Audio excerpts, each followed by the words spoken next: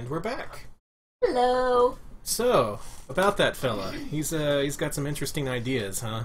Lots of interesting sources of inspiration, and he has a lot to say about the nature of video games and how we interact with them.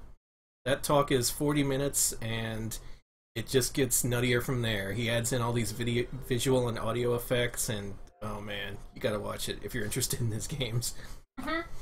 But for now, we're going to play his first game. The first game that old Kazutoshi Iida directed. Cool. Over at Artdink. Aquanaut's Holiday. There you go, Alex. Oh! Cool.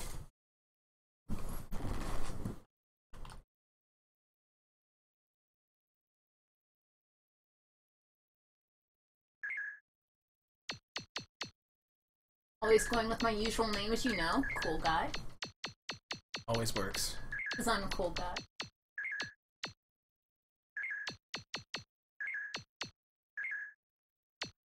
I can be square or circle? I like circles. The world is yours.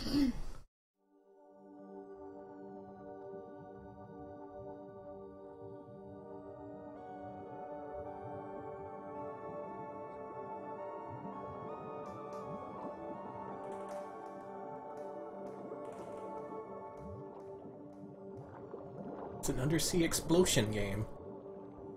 It certainly is.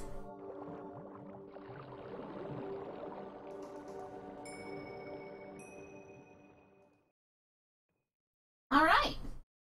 A moment. So, Aquanaut's Holiday.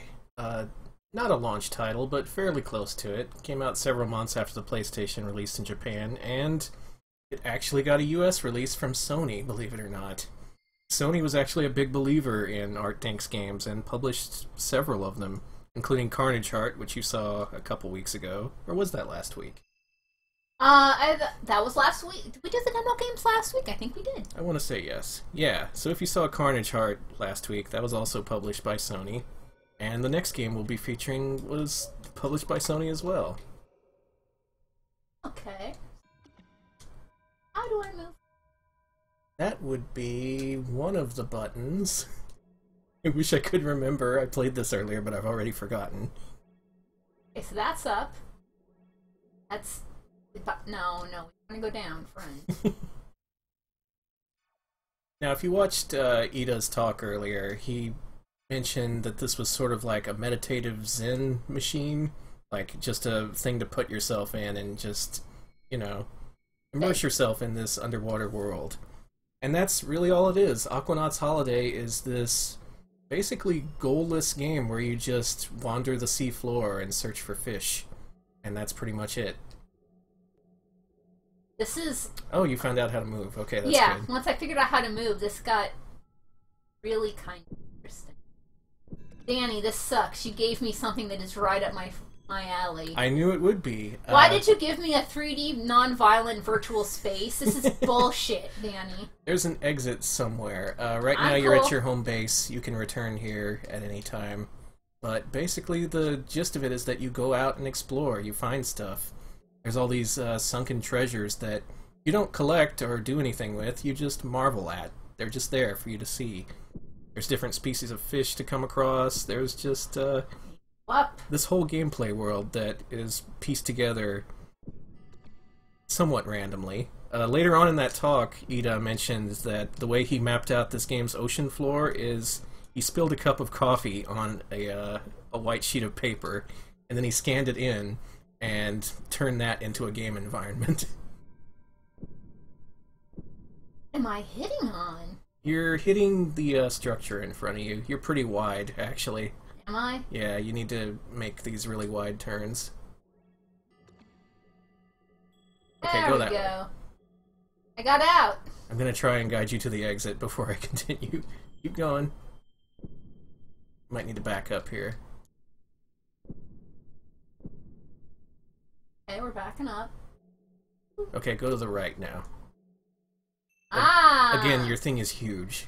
I see. I see. You're in some kind of submersible vehicle.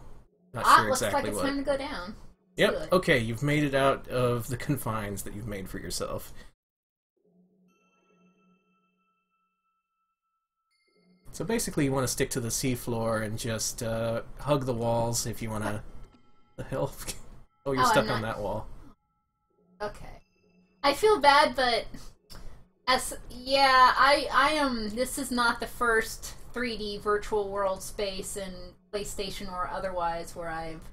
Oh, slow down. Slow your roll. It's going too. No. Seriously, slow. There we go. All right. So, oh hey, I see fish. There you go. Something. Using the L1 and R1 buttons, actually all the shoulder buttons, you can communicate with the fish. Oh, whoa! To different effect. Nothing really impacting your gameplay or progress, but just a thing to look at. Like everything else in Aquanaut's Holiday, it's just a thing to look at. Oh, bye. And there's a bunch of different species you can find. The main objective of this game is to build your own artificial reef back at your home base. What happens is that you unlock different chunks for the reef as you explore. So the more you look around this game's world, the bigger you can make your reef.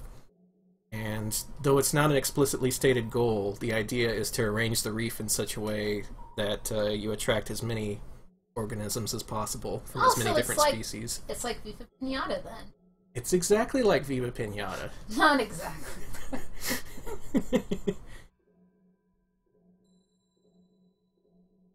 Now, Iida mentioned in his talk that he had a whole bunch of really unexpected inspirations for the kind of games that he makes.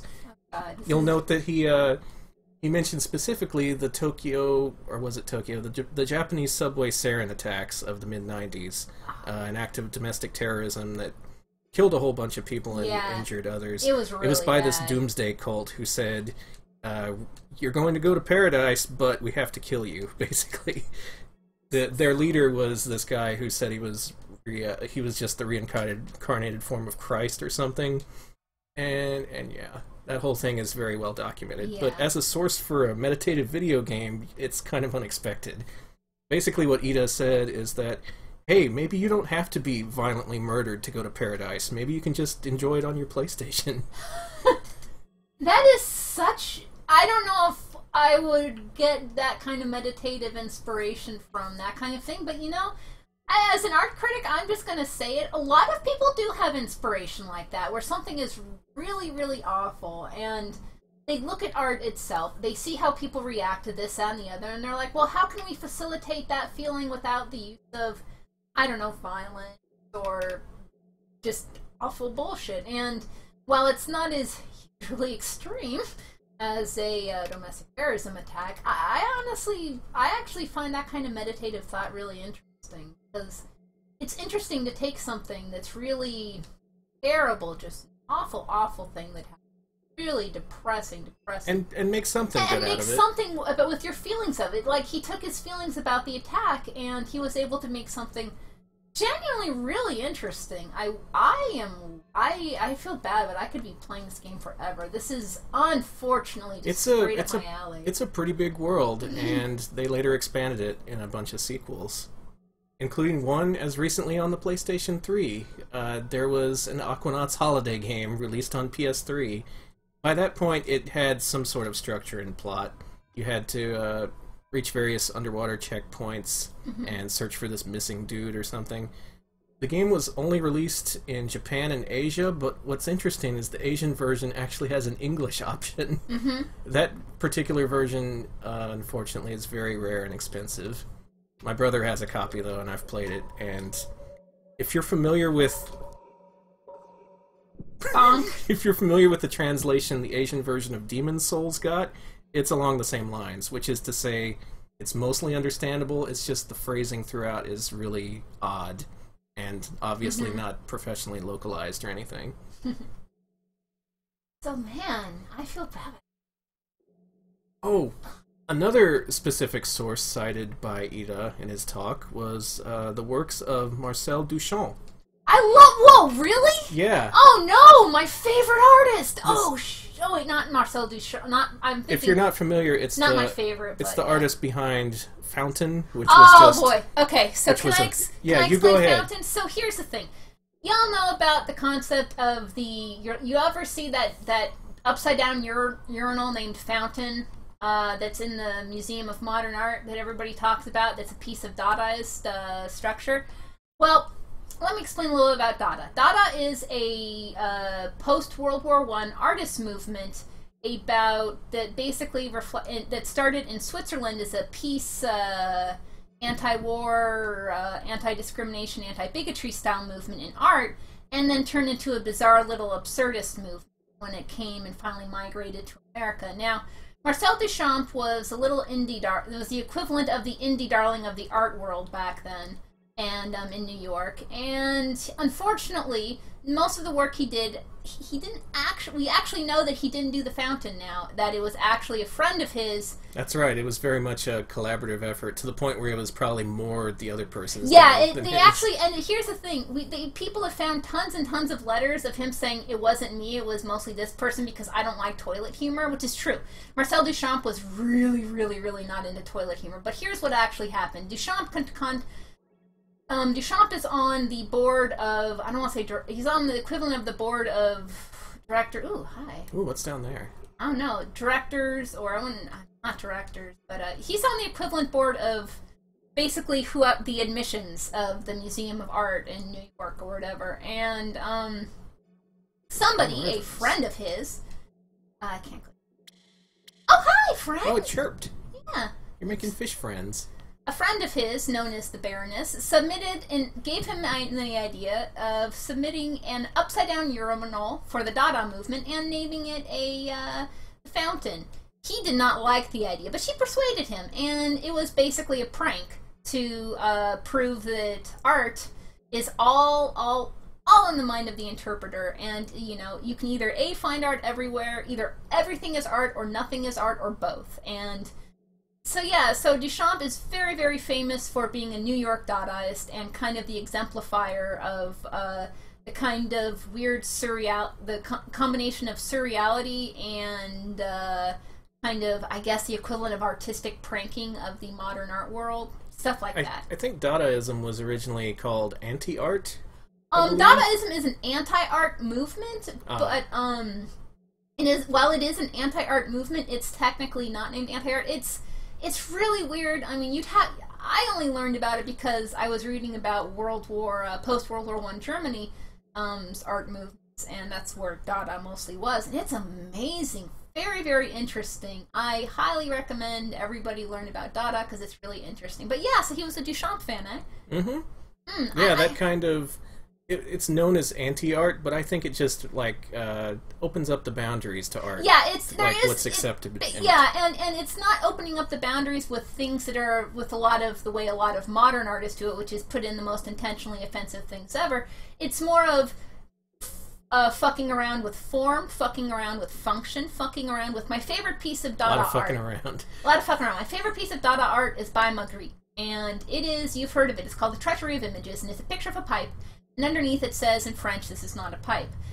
I love that picture because what it is it literally just looks at the audience and says, "Hey, audience, the images you see are it basically makes the audience confront what they're actually looking at, which is a painting, and realize that even though it is a pipe, it is still technically a painting, and that's the dichotomy of when we look at art. They are images of things, but they are not the things themselves. So taking them in is the thing. It's really interesting." You're going to crash into all the fish. Because I'm just so excited. And what's great is that Magritte people hated that painting.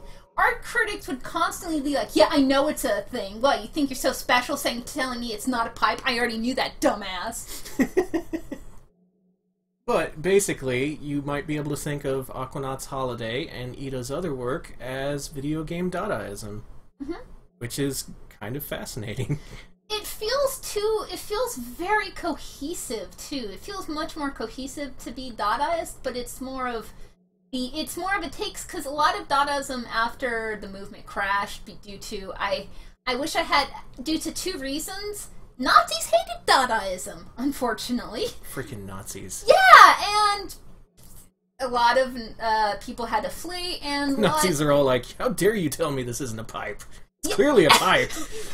Man, I could actually go on. There's a very famous exhibit done in Nazi Germany in 1934 called called Degenerate Art, where Hitler and his crew. That's right, they called it degenerate art. No, seriously, they did.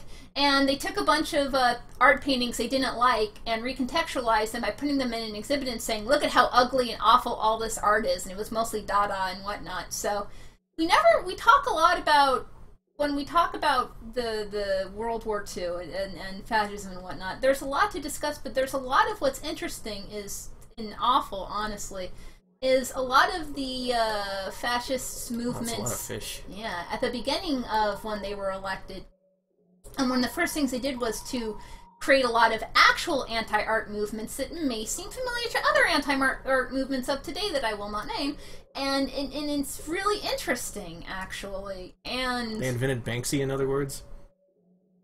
I wish that was what I was talking about.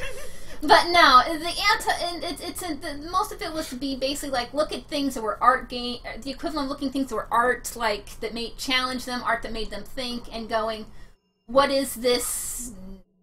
I am not going to use any of the term, but you all know what I'm talking about. Yeah, that kind of crap. So it's... Ugh. Okay, try pushing select. Okay. And now push start. That launches, I believe, some kind of beacon. You may be able to return to it. Okay, push select twice in a row. Oh, now push start. And that returns you to your home base. You've had a productive day of exploration. And that is a lot to tell you about Dadaism. Okay, go to point view and push circle. Should bring up a map that tells you where you've been. Oh, you explored a nice chunk of the landscape there. Sure did. It's a rather big gameplay world for what it is. Okay, now you can start building your reef.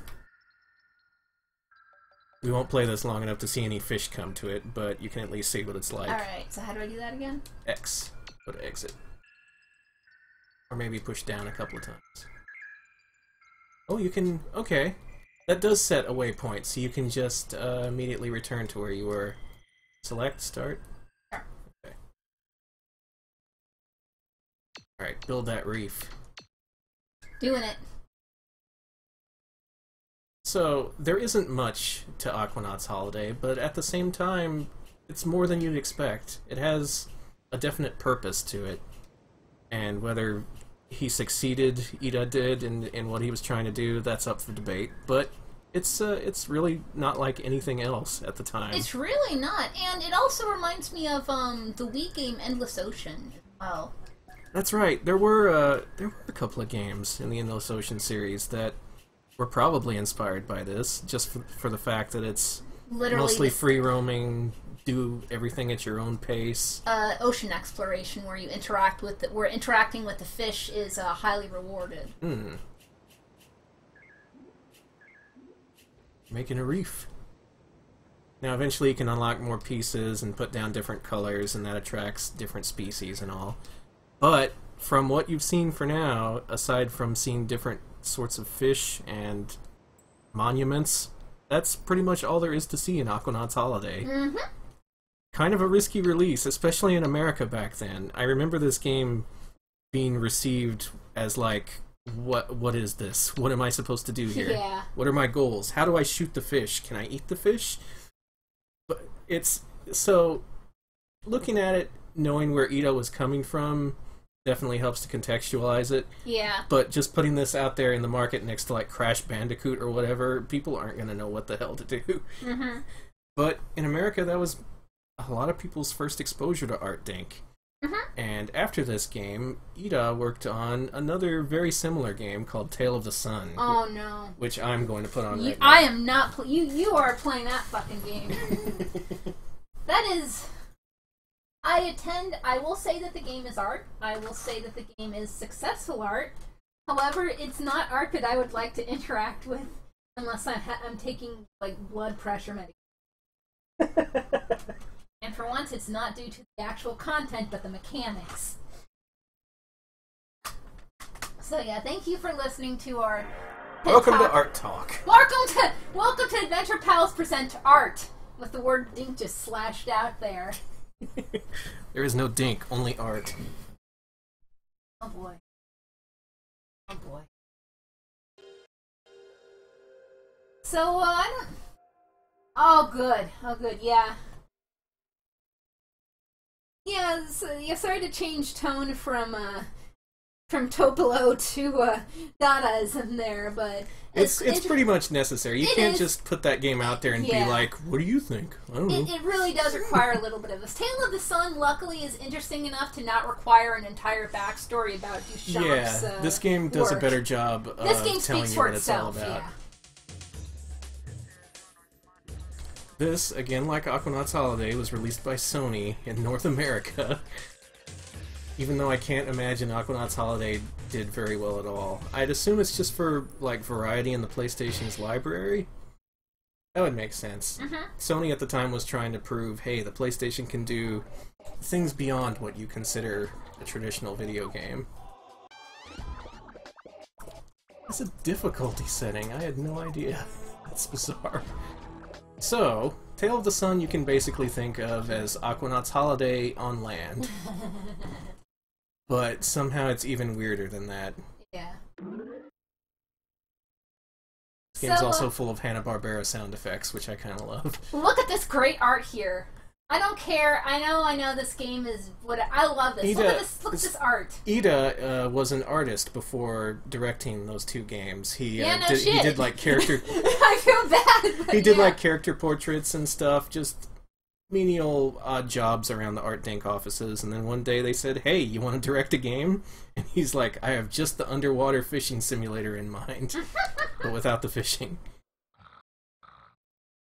He also worked on the visual design and artwork in the Aquanaut's Holiday and Tale of the Sun.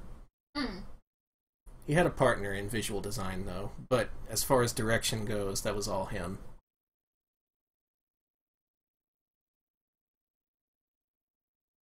So this was called Wild Simple Pure Life in Japan, right? Mm-hmm. Yeah, it had that subtitle. Let's see, what caveman do we want? I like Beardy. See, I like the Beardy where you can't see his eyes. He looks very intense. I also like the textures on the face, the faces pointing to. Interesting. He's got freckles too. Oh, he does. Aww. Can you see that in our 720p presentation? It was worth it. Now, if you've heard of this game before, its reputation will precede it. This game is not very well liked. Yeah.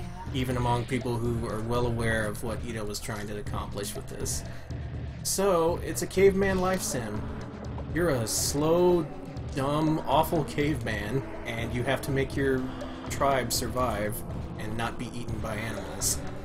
And to do that, it's mostly a solitary experience. You only ever see your caveman and whatever animals are around, sometimes other cavemen. But basically, you go around leveling up all your different stats. Let's see where that screen is. Hello? Yeah. Pasacon Deacon that Iida did background graphics for Artdink. Backgrounds specifically is what he made. Really interesting. That would make sense. So, during the game, you want to level up all your different components. Right now, I am a propagating machine, and I'm pretty good at running away, but my arms could use some work, and my brain isn't so great. So let's see what we can do about this. What about our history? Oh, this is later on in the game. This will be a cave painting that gives a vague indication of how your tribe is progressing. And tower we haven't built yet, but to put it in brief terms, you just have to build a tower to the sun by collecting mammoth tusks. That's the main objective. Also, throughout the world are these little cakes. There's cakes scattered throughout the world. They're actual cakes that are licensed from a particular maker of cakes and cookies. And the game helpfully reminds you that if you eat these cakes in real life, you won't gain magical propagating powers. Oh, good. So don't buy them up thinking that they're cheap Viagra or anything.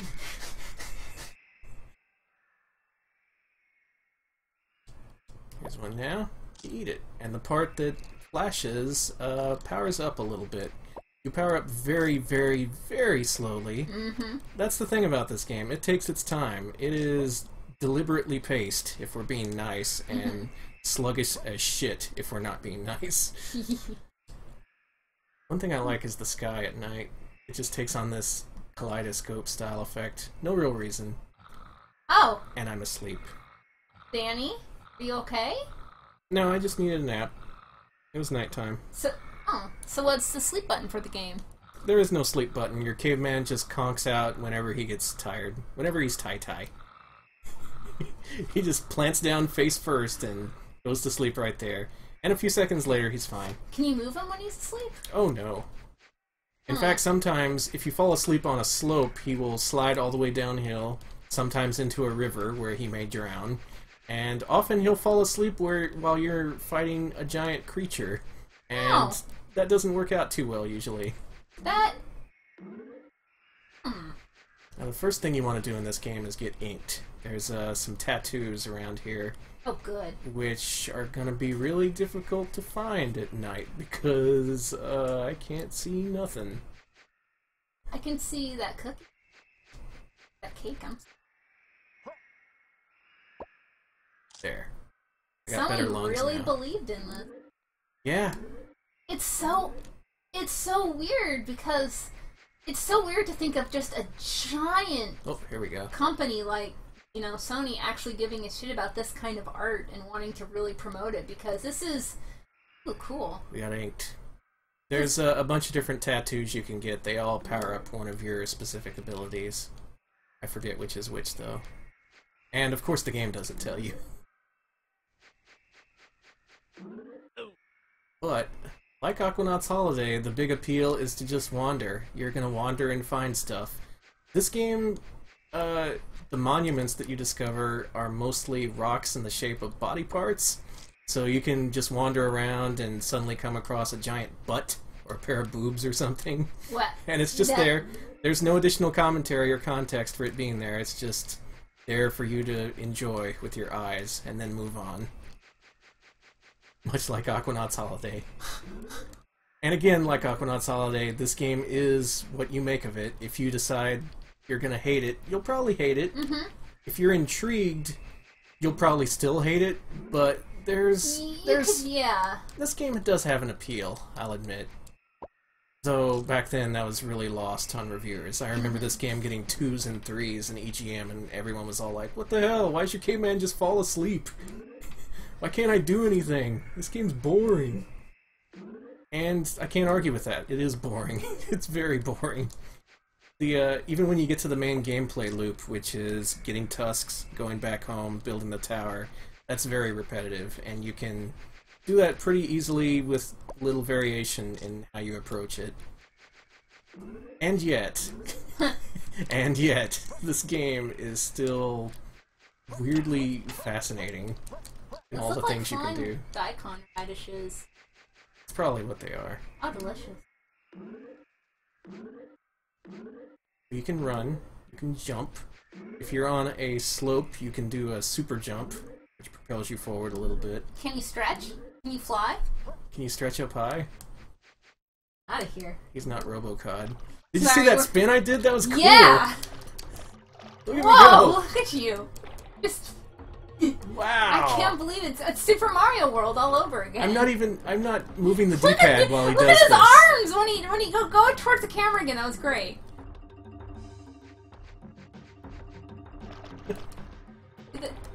Those arms are just, they're beautiful. The helicopter arms. I never knew you could do this. If you push jump twice, you do a cute little spin. I don't know if all the cavemen can do it, or if it's just Beardy here.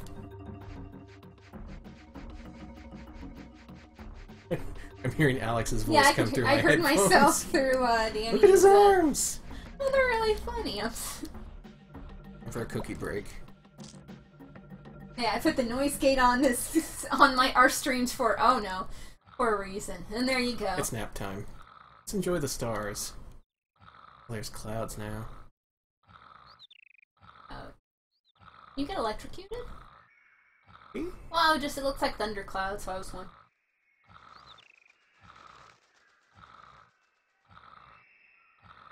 Fail of the sun, more like fail of the fun. I agree. That's what modern internet reviewers would say. Do you think any angry gamer has played this game? Yeah, I know I've seen it. I know I've seen that's one of those unfortunate. thumbnails where the guy's face is on it and he's looking at he's looking at it really angry, disrespected, and loathing. Like there's something deeply upsetting him about the pure existence of this game. I downloaded this ISO and I'm confused. I'm vexed.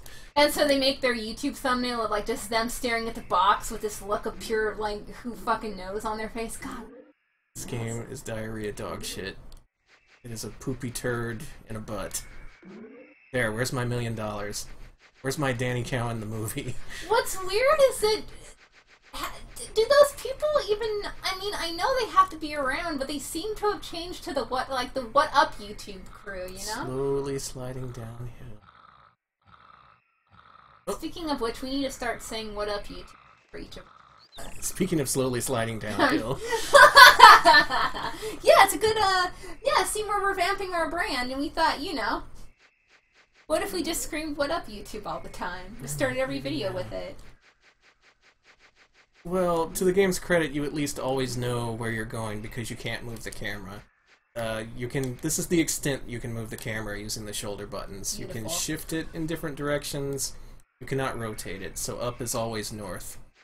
That's kind of handy because you always want to be going north anyway because you eventually get to this area. Yeah, the frozen north. That's where all the mammoths are. Uh-oh. And their sweet, sweet bones.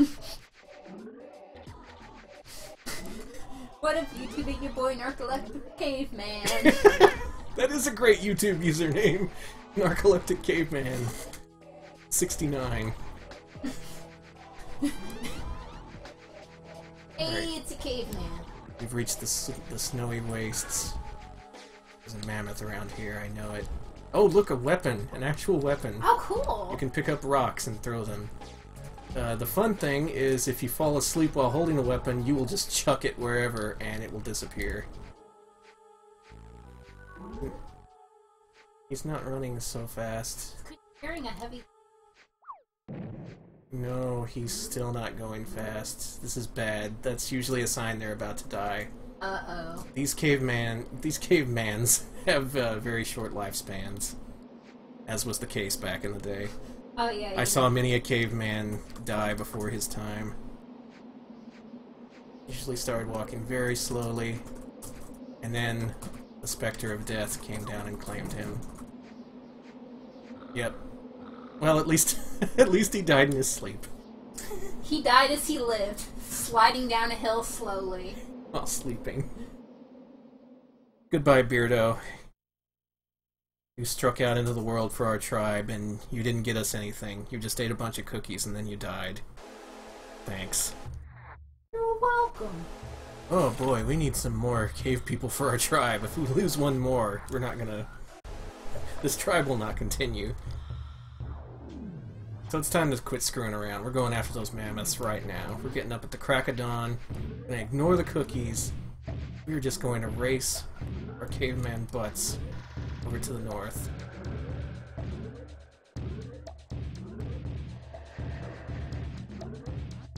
Now, if you want to see a full playthrough of this game, look at Game Informer, of all places. Wait, for reals? Yeah, they did a full playthrough of this game. That's really interesting. I don't know if they still do this, but for a while they were playing these bizarre PlayStation games, and unlike 99% of people who play these on YouTube or whatever, they actually devoted time to understanding them and trying to finish them. They played through this PlayStation game called Siberia, which is this... Siberia! It's this FMV adventure game, and it is bonkers. Wish more places would do that, actually. It's fun to go back and really try and dig into the games that confused you as a kid. It's really interesting, actually. I've done that with a few old, like... Oh, there was some... I did that with games that used to scare the crap out of me as a kid, being like, why was I so scared of the Toy Story, Super NES game? And it was because of that that dream sequence with, Buzz Lightyear. Ah. And it's all dreamy and weird. He goes, I'm Buzz Lightyear, Space Ranger! And for some reason that scared the shit out of me as a kid. Space Ranger. Yeah, just I hated it, and the music, and I couldn't play that game. Also, one of the underground sequences in Tiny Toon Adventures, the S game, oh, there you go, scared the shit out of me. Do not know why. I've gone back to it, and I can only think it's because of the weird color scheme. I could see this game scaring kids, if it didn't bore them. I'm bored and scared. This is not scary. I feel bad. This is the opposite of scary. This is, well, I guess it's scary if you, like, fall into a mammoth or whatever. It's lethargic, if nothing else. Oh, there's a monkey. I'm gonna eat that monkey meat. Wait, why? Because it's meat. Do you eat meat? Yeah. Oh, okay. Aha! Good. No, I will not share this with my tribe. That gives you a bonus to everything. Hey, look at you go. Meat you only get by killing other creatures. Can you get meat from killing mammoths? Yes, you can. You get quite a bit of it, actually. And I think if you eat it on the spot, you distribute the bonuses to your tribe. I may be wrong about that. Helicopter kick. Yeah, I never knew about that feature before, but it's so pointless. It's so pointless, I say about one element of Tale of the Sun. I was going to say, are you kidding? Oh yeah, this is the one. Oh god. Oh. Yes? Chat's talking about this. Felix is mentioning a Ren and Stimpy game. You have to go to Ren's mouth. A nose. Oh, beautiful. You've discovered a nose, everyone. Art's here. Had to step on nerves and... Yikes. We found one of the many body parts scattered throughout the world of Tale of the Sun. This is not documented. You don't have to collect 8 to unlock the DLC or whatever. It's just there for your own enjoyment. Ah yes, a downloadable cave. My favorite kind. Oh, look at me climb this mountain. It's raining in the barren wastes. Can't even see the... Oh, there's the sky. Ah, beautiful. Oh my god! Where did you go? I didn't even know this was possible. Oh my lord. Who would dare say games are not art? I love Helicopter Caveman. I love him with all my heart. I say that joking, but at the same time, these games are influenced by Dadaist works, so... They were influenced by actual art concepts that have... This is... Yeah, the people have been hashing out forever. You want games as art? I'm sorry, this is what you're getting. I feel bad, but I think that a lot of games have actually taken those concepts from those movements and done a lot more and better with them. Like, there's been, like, there's been a lot of games, like, that are actual games, playable and fun, but implement artistic design techniques of making the audience think about game mechanics, making them think about how their interactions affect things, that really do implement really honest and earnest artist philosophy, while also not being Tale of the Sun and being fun to play. I don't know how else to explain. It's just... I think these games really informed what is commonly known now as walking simulators. Because I see a lot of influence in games like Proteus. Which, man, if you've ever called Gone Home a walking simulator, play Proteus. In that game, all you do is walk. You walk and walk and walk. Is that a wolf? I can't even tell what it is because it's too dark. Oh, beautiful. I wonder if I can fight it. It's maybe a mammoth. No, it's too small to be a mammoth. It's a buffalo? A buffalo? Looks like a buffalo. Those exist in this game? See, looks, it's a buffalo. It's a buffalo. I'm going with buffalo. It's probably a buffalo. If I get owned and it's not a buffalo, please add that as an annotation in the archive of this thing. Note to self, correct Alex for being wrong. I would like for it to be daybreak so I can at least see what's killing me.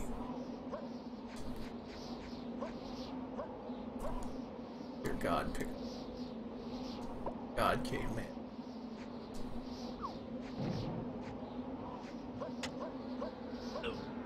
Well, I got killed by a buffalo. Killed by a buffalo. That's just how it goes when you're a caveman. So we're down to one caveman. It's not looking good for the tribe. In an ideal world, I would have eaten a lot of cookies, gotten a lot of meat. Eventually you can level up your cavemen so that they build spears and other weapons. Oh, look, a friend has joined us. Oh, hey! Helmet Head. Oh, man! Helmet Head owns. Alright, Helmet Head, we're going to kill a mammoth. I'm not going to end this stream until I kill a mammoth, I swear. Okay, so one mammoth will die no matter what. That is the Adventure Pal's promise. We're going due north, none of this sidetracking business. We have a mission. I have to get at least one mammoth tusk. Alright, partner, just keep on rolling, babe. By the way, to reach the sun, yeah, the objective is to reach the tail of the sun by using mammoth tusks. You need a couple dozen. So that's a lot of trips to the Great North to kill some mammoths. What I have here is a special stone. There's only one like it in the whole game world. If you hit something with it, it automatically dies, no matter how strong it is. The trouble is in keeping it. And I'm sure I'm going to lose it in some unexpected, hilarious way along the way, because that's what always happens. Oh, it's winter, and we haven't eaten anything. But all these cookies are laying around. Goodness.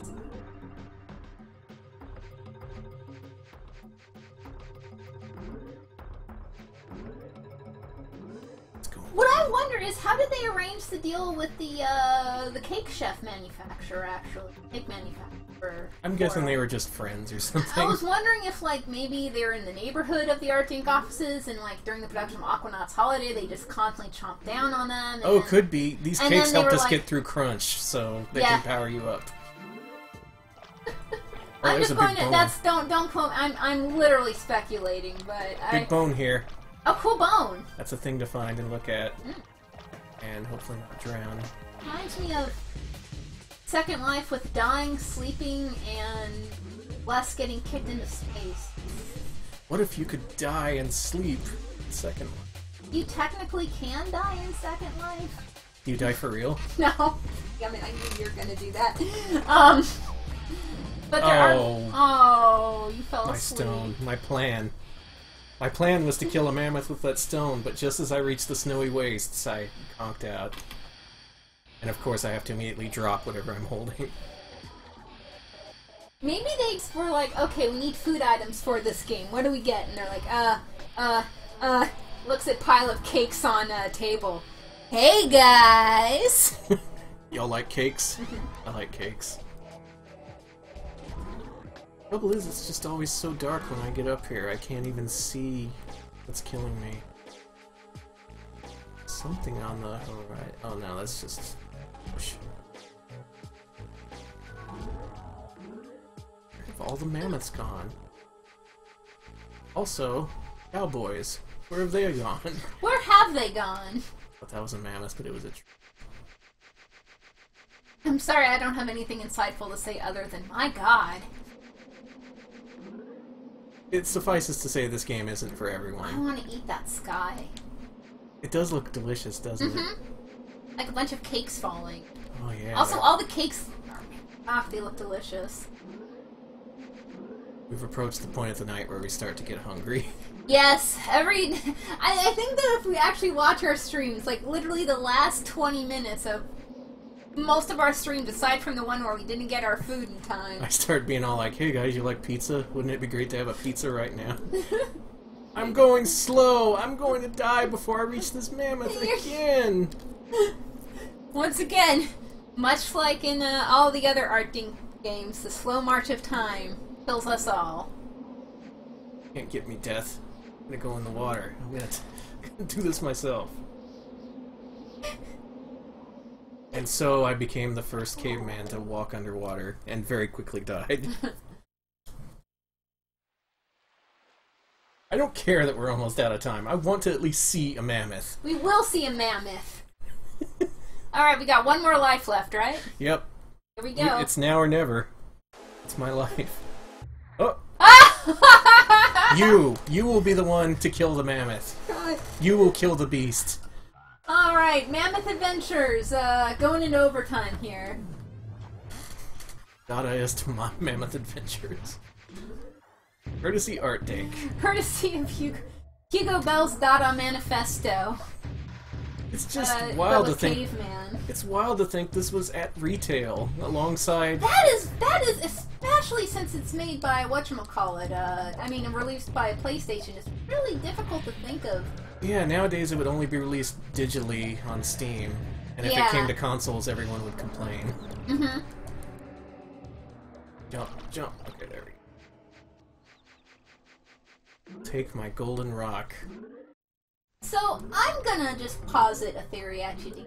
Uh-huh. Do you think that the PlayStation was one of the first consoles, not talking microcomputer, computer, whatnot, the consoles that really fostered the concept and development of the art game in certainly. the console world? Especially with something like the Net Yorose, which explicitly targeted hobbyists and amateur development.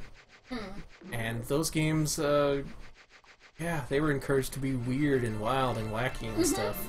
And I would think with especially Sony's... There goes that rock again. And apologies about the rock, but I guess I would assume that, with Sony in particular, promoting these sort of games by publishing them in particular, if that would also vice versa encourage the development because like, oh look who published, da da da. And I don't know.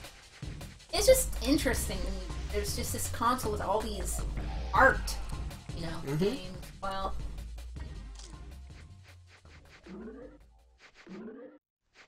hungry for cookies. Me too. Someone order me a ton of these Tale of the Sun cookies. Do they still even make them? Make them start up manufacturing again. Get those cookie shapers. What do you call them? Get them here. Things you shape cookies with. That's what I want. PCAs? Oh wait, no, cookie cutters you mean. Cookie cutters.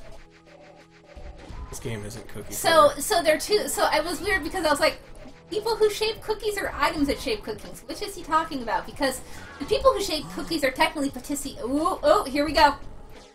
This is it. The game is afoot. The mammoths are fearsome creatures. They will kill you very quickly if you take them head on. However, there is an exploit. They are very predictable, and they will always try and chase you. And if you get behind them, you can easily just chase them in circles and smack them on the butt till they die. Unless your caveman enters the state where he wants to die halfway through the battle. Oh my god. He's not running anymore. He's gonna... Okay, he's dead. He's dead. My caveman has died.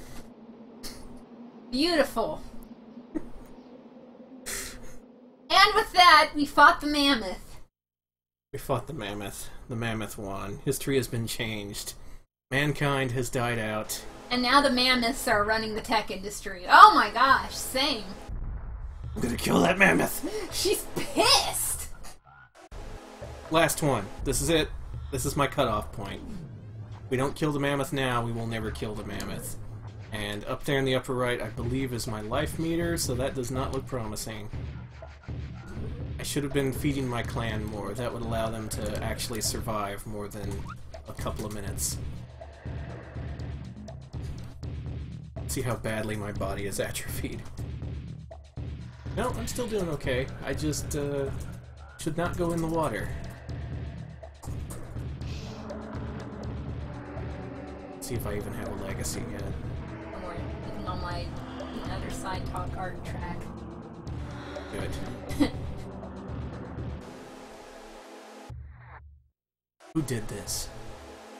Oh, there they go!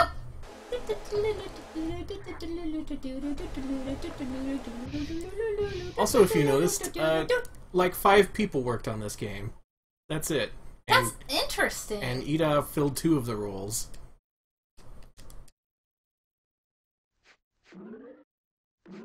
This is very much what you would consider an indie project, I suppose, considering how small Artdink was.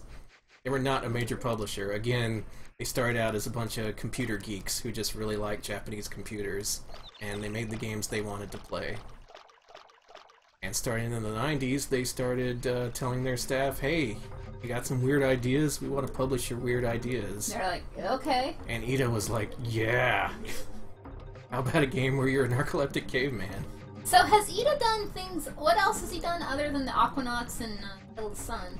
Well, after Tale of the Sun, he left Artdink. I think Aquanaut's Holiday 2 was by a different team.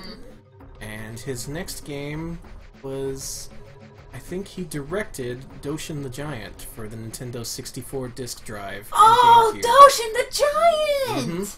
Wow! His most recent game is a WiiWare game called Discipline, which takes place in a maximum security prison. Oh. Mostly unknown. It was never translated, obviously. I really want to play it. It looks fascinating. Supposedly now he's with Grasshopper Manufacture, though it's unclear what he's doing. That would make a lot of sense. But I suppose Doshin would be his best-known work, even though that never came out in North America. Yeah, that was also...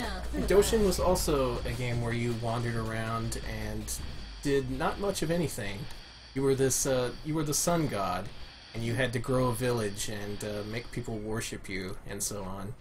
And the goal was to get enough people to worship you either through kindness or through being an asshole. And therein lies the duality of Doshin the Giant. One of those earlier quote-unquote art games that made you, to quote the internet, makes you think. But that actually made you consider how the duality of the mechanics. So I think that's interesting. From what I've read, it seems like a more fleshed out version of this, like what he was trying to express, and basically couldn't. If you play this long enough, you get what he was getting at, but it has so many flaws, it's really difficult to see it through to the end. But I've beaten this game. Yes, I can confirm. And there's actually... Oh good, another mammoth, and I'm in pretty good shape. Oh no, I'm not, I'm dying. I'm actually dying. Oh, good. Here's our plan. We hit the mammoth on the head with a rock. Okay, here we go, everybody. This is a can't-fail plan. Survive. Survive until you see that mammoth's head. Enough. Holy. That's a polar bear. That's a hippo. Missed. You're fucked. We're all fucked. Now this polar bear. They'll say it looks like a damn hippo. Polar hippo. Polar hippo, there we go. I did it! I did it! Eat the meat! Will that save you? And therein lies the rub of Tale of the Sun. I'm so upset right now. It was right there! The glory, the power, the trains! But it was not to be. That's Tale of the Sun. Oh, beautiful game. And that is Artdink. A very, very odd company. Hopefully we gave you a little bit better context as to what they were trying to do with these weird, weird games. As for whether you want to play them nowadays... Oh my god, that guy's face! Yeah. So these games have... they're really interesting. They're fascinating. As for whether they're playable, that's another thing. I would say, especially nowadays, no. I would recommend watching other people play them. Yeah. This game does have multiple endings, though. For the record, I got an ending where my tribe went berserk and started killing one another until no one was left. That's because I started killing random cavemen I saw out in the field, and that gave my tribe a bloodlust that eventually led to their destruction. Again, you may recognize some of these conceptual mechanics from, as Chad is mentioning, a lot of in Undertale and other more recent indie. The kind of idea of the mechanics of how you treat others leading to consequences. Like That's true. This is basically Undertale. Yeah, that's actually somebody called it Undertale the Caveman or whatever. It's fun. Doshin the Undertale. I'm lying, it's not fun, but it is interesting, and Yeah. I love interesting games. I think we've seen enough Tale of the Sun, though. Thank you for joining us for our stream. Absolutely. Thank you, everybody. This stream was made possible through viewers like you, who voted via Patreon. In a landslide victory, people voted for an Artdink stream, and by God, I gave it to them. We love you, and we love Artdink. If you vote for Artdink, you get Artdink. We will not refuse you Artdink. If you want your own vote in the democratic process, just go to our Patreon. That's patreon.com/adventurepals. You can also see new episodes early of our series PlayStation Year 1 whenever I can get up the get the gumption to actually write the next episode. Yeah. I should do that soon. Our newest one aired while it went up to patrons a week early. It actually went up yesterday. Was a Cosmic Race, and it's right. And if you're a fan haven't of, seen it, you should watch it. If you're a fan of crappy PlayStation games, Cosmic Race is the crappiest. It's good stuff. I would recommend that, yeah. And we've got even more in the future. Next up is the Japanese launch lineup, which, oh god. Yeah. Oh no, that means I have to cover A-Train. Well, I'm gonna spend the next few months figuring out how to play A-Train. But in the meantime, yes. Cool. Thank you so much for coming, everybody. Thank you so much for supporting us. Again, we are on we're on Patreon at Adventure Pals. We are on YouTube. Actually, I need to update this. It's not Sardius anymore. It's Adventure Pals. And we're on Twitter at adventure_pals. So